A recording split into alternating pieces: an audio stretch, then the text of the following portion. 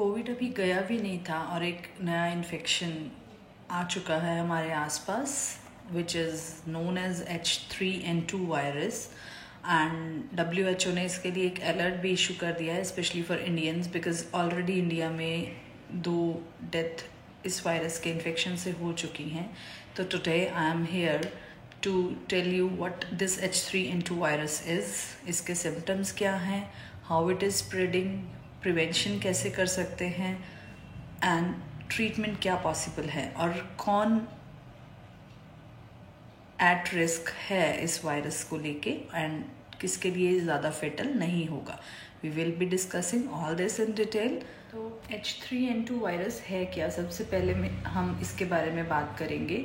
This is actually a non human virus जो mostly pigs में infect करता है, बट रिसेंटली ये ह्यूमन बींग्स में सर्कुलेट हो रहा है and it is causing influenza like symptoms. H3N2 infection वैसे तो पिग्स का इन्फेक्शन है but now it has come to human beings and person to person इसका स्प्रेड कॉन्टिन्यूसली, जैसे नॉर्मल कफ कोल्ड फ्लू का इन्फेक्शन होता है कि if you are coming in contact with the infected person तो आपको हो जाएगा। That is the same way कि स्प्रिंग इन्फ्लुएंजा H3N2 का जो इन्फेक्शन है this is spreading from person to person. तो प्रिवेंशन के लिए हमने क्या करना है, the same thing like we were doing in the covid times कि सोशल डिस्टेंसिंग मेंटेन करके रखिए। दूसरा, अगर कोई इन्फेक्टेड है तो उसके कांटेक्ट में जाने से बचिए, ओवर क्राउडेड प्लेसेस पे मत जाइए, पर्सनल हाइजीन मेंटेन कीजिए, स्पेशली जैसे आप कहीं भी बाहर से आए हैं तो हाथ धोना and all.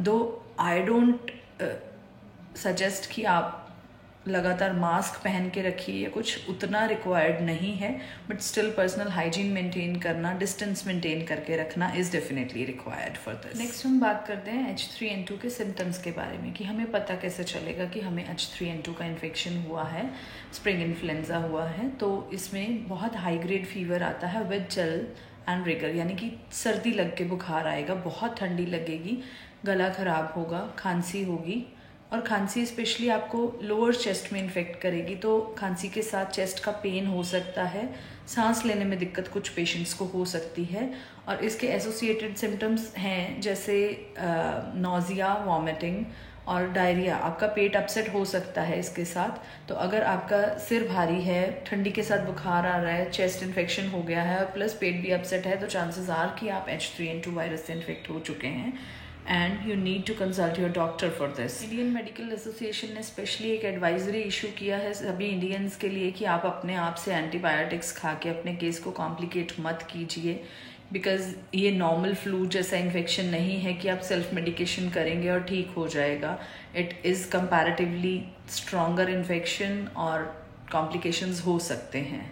So be careful, don't do the self medication, doctor को कंसल्ट कीजिए एंड प्रॉपर तरीके से ठीक होइए। नेक्स्ट हम बात करते हैं कि कौन से पेशेंट H3N2 वायरस से एट रिस्क हैं, किसके लिए ये खतरनाक हो सकता है।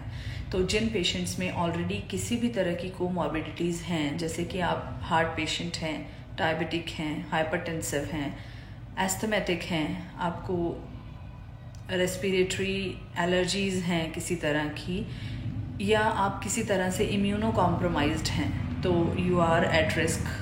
आपके लिए H3N2 वायरस कंपैरेटिवली थोड़ा खतरनाक हो सकता है। You need to take extra caution for yourself. Prevention के लिए जैसे पहले मैंने टिप्स बताए कि ज़्यादा क्राउडेड प्लेसेस पे मत जाइए, डायरेक्ट कांटेक्ट में आने से बचिए स्पेशली जो इन्फेक्टेड है उनसे, और अपना ओरल हाइजीन, अपना फिजिकल हाइजीन प्रॉपरली मेंटेन कीजिए, रेगुलरली हाथ धोते रहिए।